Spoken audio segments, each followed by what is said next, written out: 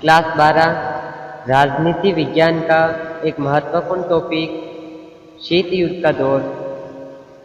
शीत युद्ध का दौर इससे जुड़े कुछ महत्वपूर्ण प्रश्न लेकर के आए। इस टॉपिक से जितने भी महत्वपूर्ण प्रश्न बन रहे थे हम सभी प्रश्न लेकर के आए हैं।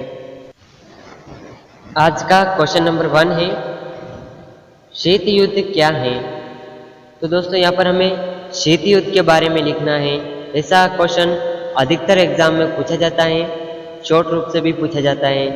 यहाँ पर तीसरे विश्व युद्ध के बाद के काल को संयुक्त राज्य अमेरिका और सोवियत रूस के बीच उत्पन्न तनाव की स्थिति को शीत युद्ध के नाम से जाना जाता है। कुछ इतिहासकारों द्वारा इसे शस्त्र सज्जित शांति का नाम भी दिया गया है। यहाँ पर क्वेश्चन आ जाए कि शस्त्र सज्जित शांति का नाम किसका है, तो आपको यहाँ पर आंसर देना है शीत युद्ध का है। क्वेश्चन नंबर 2 है, क्यूबा मिसाइल संकट क्या है। यहाँ पर क्यूबा मिसाइल संकट के बारे में हमें लिखना है। तो यहाँ पर आंसर हमारा कुछ इस प्रकार से है, शीत युद्ध 1945 से 1991 के दौरान हुआ था। 1962 में सोवियत संघ के तत्कालीन राष्ट्रपति निकिता क्रुश्चेव ने अमेरिका के पड़ोसी क्यूबा में मिसाइलें तैनात कर दी।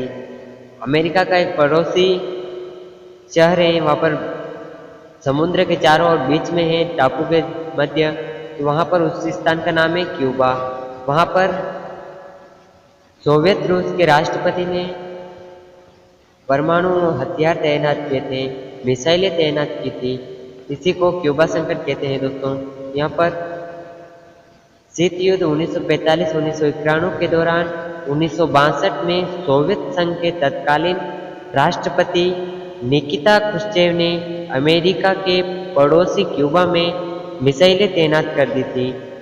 अमेरिका से मात्र 150 किलोमीटर दूर तैनात की गई। इन मिसाइलों में परमाणु हथियार ढोने वाली मिसाइलें भी थी, घातक मिसाइलें थी दोस्तों। तो इसे क्यूबा संकट के नाम से जाना जाता है, क्यूबा संकट के नाम से।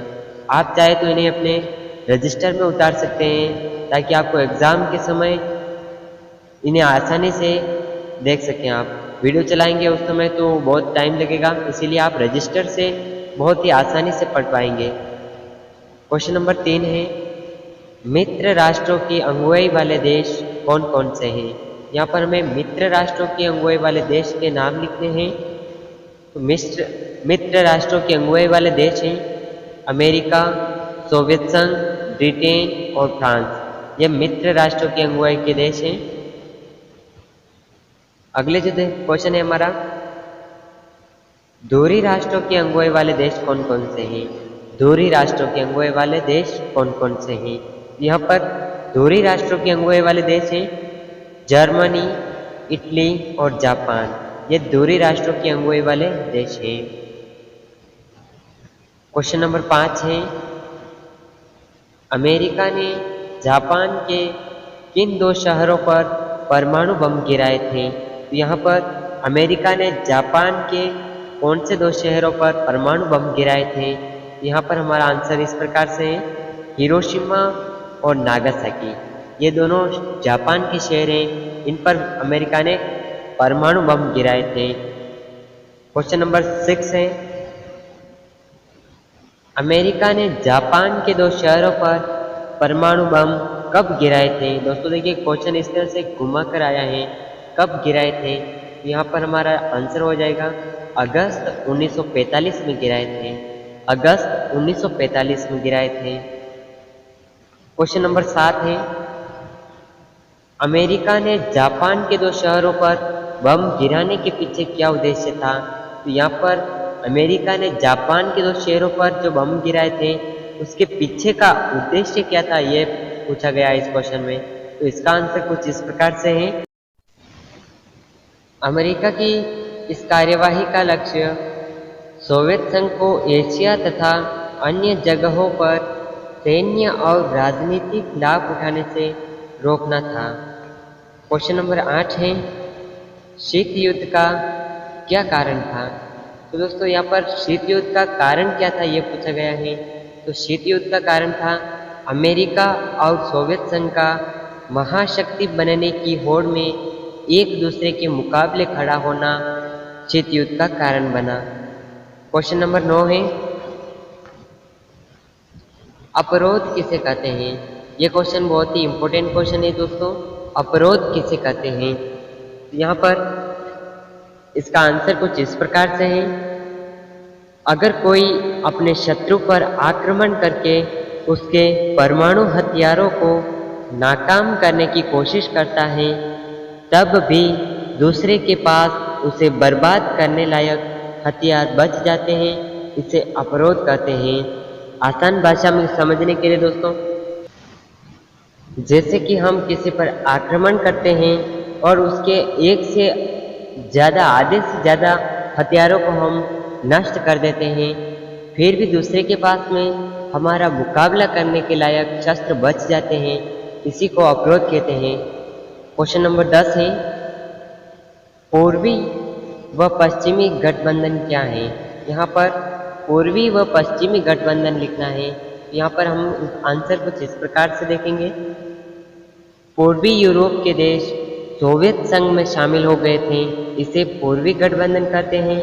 और पश्चिमी गठबंधन पूछा जाए, पश्चिमी गठबंधन तो है पश्चिमी यूरोप के अधिकतर देशों ने अमेरिका का पक्ष लिया था, इसीलिए इन्हें पूर्वी व पश्चिमी गठबंधन कहते हैं। क्वेश्चन नंबर 11 है, उत्तर अटलांटिक संधि संगठन नाटो की स्थापना कब हुई? तो यहाँ पर उत्तर अटलांटिक संधि संगठन नाटो की स्थापना सन 1949 में हुई थी। क्वेश्चन नंबर 12 है, नाटो का पूरा नाम लिखिए। तो नाटो का पूरा नाम है उत्तर अटलांटिक संधि संगठन। क्वेश्चन नंबर 13 है, उत्तर अटलांटिक संधि संगठन नाटो में कितने देश शामिल थे? यहाँ पर नाटो में जो देश शामिल हैं 12 देश शामिल थे, 12 देश। क्वेश्चन नंबर 14, उत्तर अटलांटिक संधि संगठन नाटो में शामिल देशों के नाम बताइए। यहाँ पर नाटो में शामिल देश कुछ इस प्रकार से हैं, आप इन्हें याद रख सकते हैं या फिर रजिस्टर में उतार लीजिए, एग्जाम के समय पढ़ने में आसानी रहेगी। तो यहाँ पर नाटो में शामिल देशों के नाम हैं Belgium, Canada, Denmark, France, Iceland, Italy, Luxembourg, Netherlands, Norway, पुर्तगाल, यूनाइटेड किंगडम और संयुक्त राज्य अमेरिका आदि देश शामिल हैं। ये टोटल 12 देश हैं दोस्तों, आप गिन सकते हैं, 12 देश हैं। क्वेश्चन नंबर 15 है, वार्सा संधि किसे कहते हैं? वार्सा संधि नाटो में शामिल पश्चिमी यूरोप के हर देश एक दूसरे की मदद करेगा। यदि पूर्वी यूरोप के देश पश्चिमी यूरोप के किसी भी देश पर हमला करेंगे तो नाटो में शामिल देश स्वयं पर हमला मानेंगे, इसे वार्सा संधि कहते हैं। क्वेश्चन नंबर 16 है दोस्तों,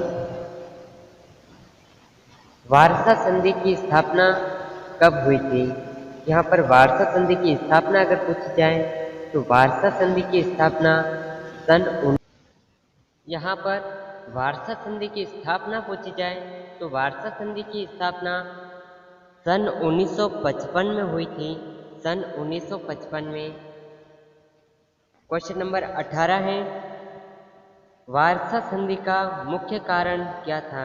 यहाँ पर वार्सा संधि का मुख्य कारण अगर पूछा जाए तो वार्सा संधि का मुख्य कारण है नाटो में सम्मिलित देशों का यूरोप में मुकाबला करना है। नाटो में सम्मिलित देशों का यूरोप में मुकाबला करना है। क्वेश्चन नंबर 19, सीटों का पूरा नाम लिखिए। सीटों का पूरा नाम है दोस्तों दक्षिण पूर्व एशियाई संधि संगठन। यहाँ पर क्वेश्चन नंबर 20 है, सेंटो का पूरा नाम लिखिए। तो सेंटो का पूरा नाम है केंद्रीय संधि संगठन। ये बहुत ही महत्वपूर्ण प्रश्न है दोस्तों, बोर्ड एग्जाम में भी पूछे गए प्रश्न हैं। क्वेश्चन नंबर 21 है, गुटनिरपेक्ष आंदोलन किसे कहते हैं? यहाँ पर गुटनिरपेक्ष आंदोलन किसे कहते हैं? आंसर हमारा इस प्रकार से है। सन 1950 के दशक में साम्यवादी चीन की सोवियत संघ के साथ एक भूभाग पर आधिपत्य को लेकर अनबन हो गई। इस घटना को गुटनिरपेक्ष आंदोलन कहते हैं। क्वेश्चन नंबर 22, महाशक्तियां छोटे देशों के साथ समझौते क्यों रखती थी? यहाँ पर महाशक्तियां जो है छोटे देशों के साथ में समझौते क्यों रखती थी? इस प्रकार हमें यहाँ पर 4 पॉइंट लिए हैं, 4 बिंदु लिए हैं, इनके माध्यम से हम चर्चा करेंगे। पहला जो महत्वपूर्ण बिंदु है,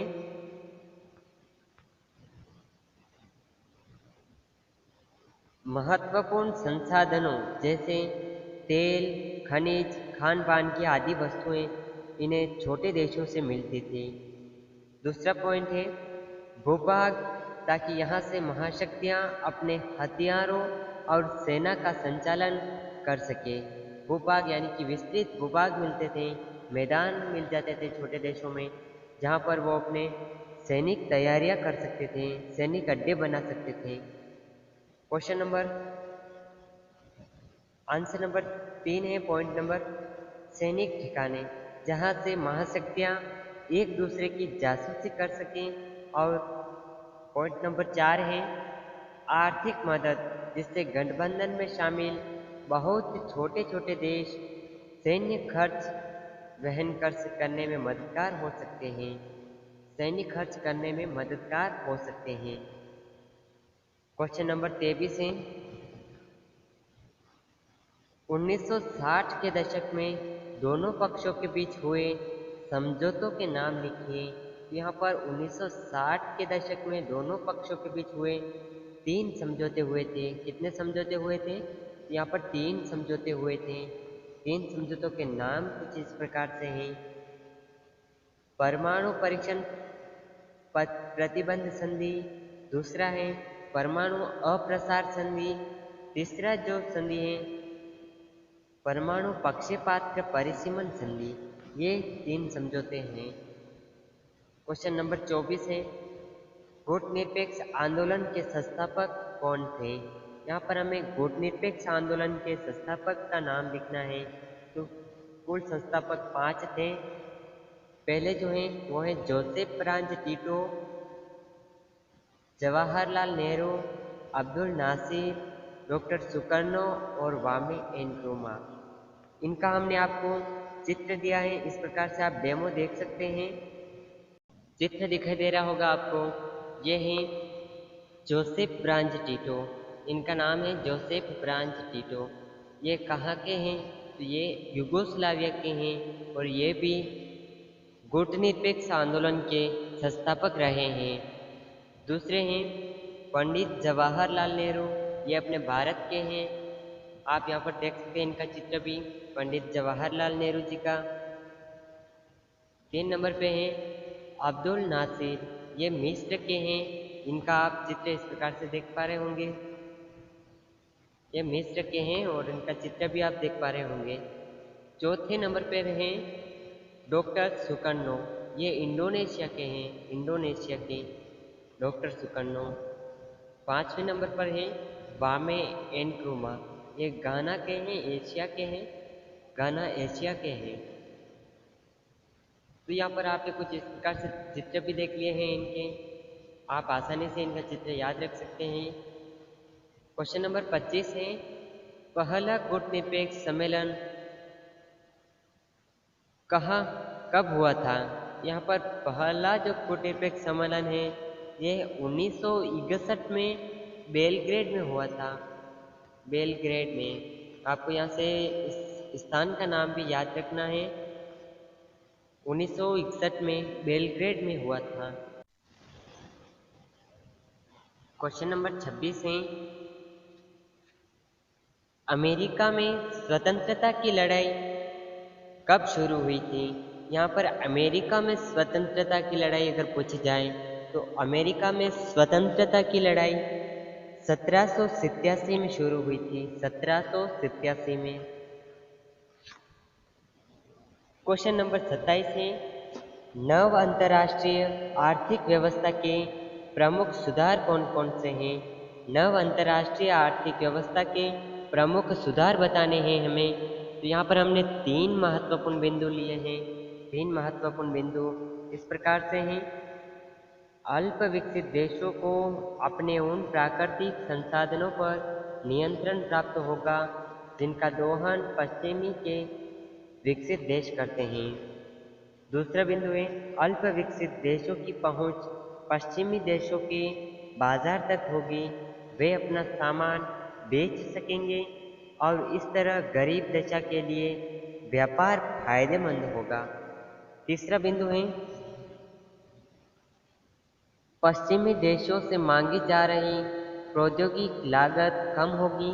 और चौथा बिंदु है, अल्प विकसित देशों को अंतर्राष्ट्रीय आर्थिक संस्थानों में भूमिका बढ़ेगी। इन प्रश्नों को आप दोस्तों अपने रजिस्टर में उतार लीजिए और ऐसे ही हम सभी प्रश्न टॉपिक के महत्वपूर्ण प्रश्न लेकर के आएंगे।